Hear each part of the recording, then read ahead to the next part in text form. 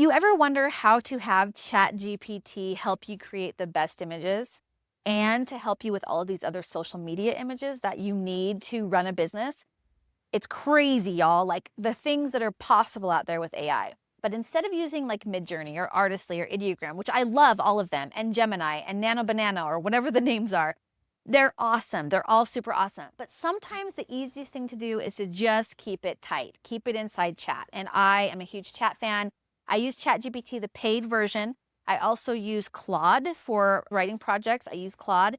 And I also use WriteBlogger. The links are down below for you to check out. I really like WriteBlogger for some of these automating things. Like, for instance, when I put a video up, what I have happen is WriteBlogger will actually take my video on automation and turn it into a blog post for me. And then I can go in and edit it, add my videos, but that part is finished. So there's like a section that's already done. So then what I do is I hire my son to go in and he cleans up the things. He does a blog audit for me. He makes sure everything's done, does the SEO on it. But that little section is taken care of for me and for him so that he can get into the meat of the blog post, the editing, making it human, right? Because usually it comes from my videos. My videos are me. I script out my videos. I design my videos. I edit. I mean, as you can hear, I'm stumbling. I record my videos. I don't use AI for my videos unless I'm showing how to use, for instance, an AI clone like with HeyGen or with Gemini. So with this specific video, what I'm talking about, and again, I'm Bonnie from That PLR Shop, I'm talking about how to use your videos, and I already showed you how to have ChatGPT and Canva help you create a YouTube thumbnail or image for your videos. What I'm talking about today is how to take that thumbnail that is finished, the one that you like, and how to turn it into other styles of images that you need for your business. In this specific video, we're actually talking about how to create Pinterest images, okay, for your blog posts. As you know, Pinterest is huge. I love Pinterest, not as just a business or a blogger. I love it because I'm a user. So let's talk a little bit about how I used this image of You're Not Behind, as you can see right here. And we're going to talk about what it is exactly that I did and how we went from this to actually a beautiful Pinterest image that is inside of my blog post. Okay, so the first thing is, as I already created this, we talked about that in that video that I spoke about before. And I love it. I think this image is great. That's me. She looks better than I look. So I like that chat gave me a little bit more of a makeover. Remember, here at That PLR Shop, we're all about increasing our digital creations and our revenue from it, how to market it, and how to do a faster, better job with our businesses so that we're not bogged down in the day-to-day. Okay, so again, let's get back into this image. What I did with ChatGPT is I uploaded this specific image that I created before that I got from them. So this is the one that has been edited and sized appropriately to fit my YouTube banner. Okay, so it can see all the things. And I say in here, can you please give me 3 pin images for this blog post?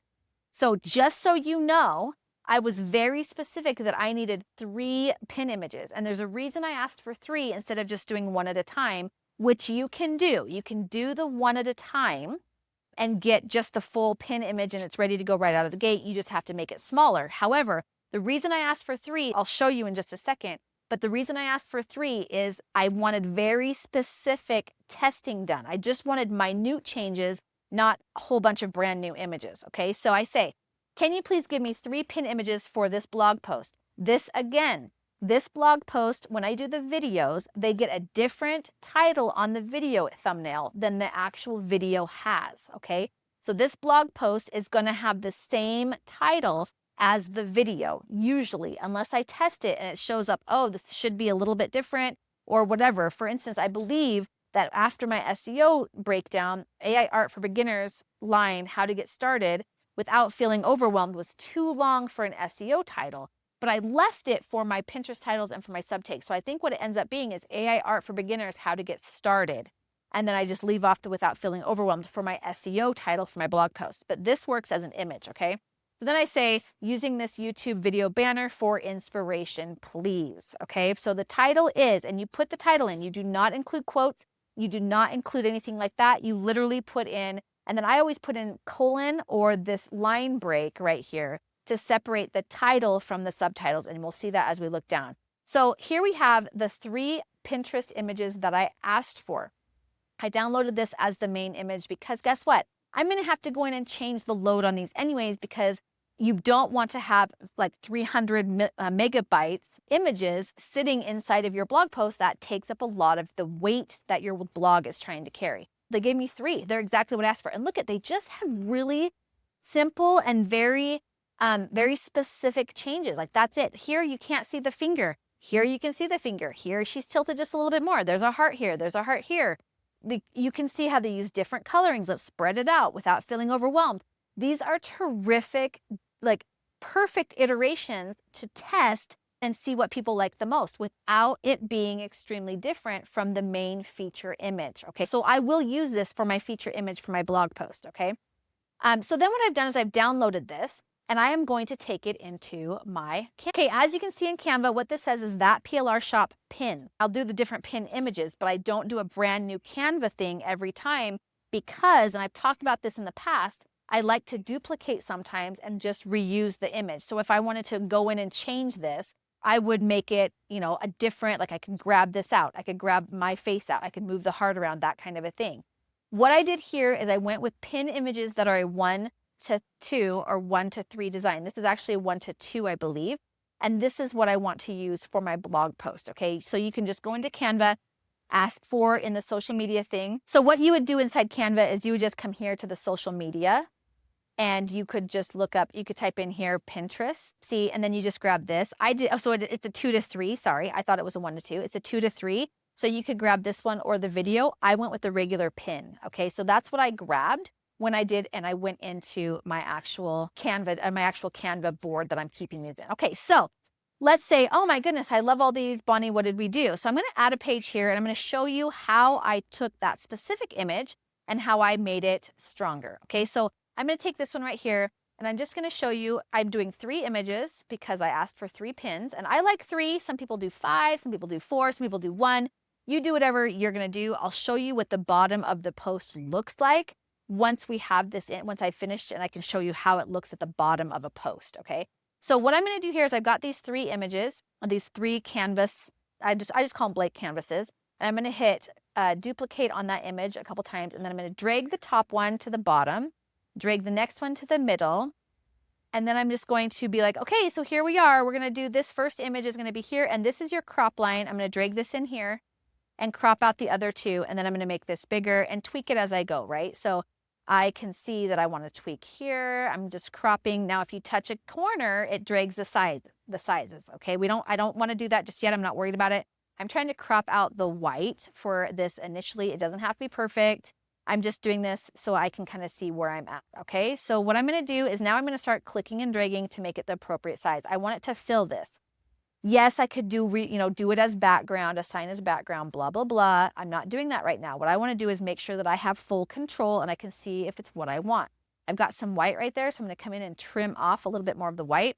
If I feel like I can't trim as much, I'm going to actually come in and zoom in a little bit so I can get more finite. Do you see that? So I can get more finite on my activity. Okay, so I'm going to move this guy over. And there you can see the white is gone at the top, the bottom, and the sides. So this is actually, I really like this. And I will let it sit for a second. So we really just want to make sure that it looks even and stuff. And then I'll do the same thing to this one. I'm going to go down here and I'm going to cut in on the sides for the middle one. Because remember, this is the middle one. I'm going to bring this down, bring this up, and move my buttons around, right? Move things around, get it to be where I need it to be. This is where you might zoom out a little bit so you have a little bit more room to do your stuff. Pull it. There we go. So there's the second one, okay? And you might pull it a little bit more because of that white line right there that I keep seeing. Okay. My face, I don't need my face to be perfectly in, whatever. It doesn't matter. And then we'll do this to the third one, right? Okay. We're just going to pull in, remember to crop. And the first couple times that you do this, guys, it's going to take you a hot minute. It's okay. You're trying to figure stuff out, right? Like, I'm literally doing this on the video so you can see how to do it, and I'm bumbling around. Like, you do what you got to do. Just make sure that it works for you and take your time. The first few, I don't like how close that is. The first few are going to be a little bit more difficult, and that's okay. We're just trying to learn how to do things so that we can do a better job, right? So I'm going to move this down. Okay, this one I feel good about. I like how everything's in. So these 3 look great to me. Okay, now I'm going to show you what those Pinterest images look like at the bottom of that specific blog. Now you can see I've got my thumbnail featured image in here. I'm going to go to the post and I'm going to scroll down, and I'm going to scroll down because that's where I put my Pinterest images at. And you can see them right here. I have these 3 Pinterest images, and because I use a Chrome extension, I can always save here and just go to my post, have my VA, have whoever is going to do it, come to the Pinterest images and just pin them from here. Remember, you need your alt image text. You need all of those things to make your Pinterest images work. But this is just to show you how to get this started with your Pinterest images using your already created AI art as inspiration. Now, if I was going to do more, I could take these in and I could have chat create Facebook post images. You could do TikTok video covers. You could do this for Instagram. You could do this for just about anything. All you have to do is tell your AI art program what it is exactly you want it to do, and you'll be set up. Okay, I think that looks gorgeous. I'm actually really happy with this. If you have any questions, let me know down below in the comments. Also, you can join us in our Facebook group. It's a free Facebook group. It's super fun. Again, that's linked down below. Check out my free AI art bundle. You get 100 pieces of art that are AI art that are commercially licensed for you to use and practice with in your backgrounds, in your products, in your PODs, in your blog posts, in your social media, all the things as you are trying to learn how to do all of the other stuff associated with being a business owner.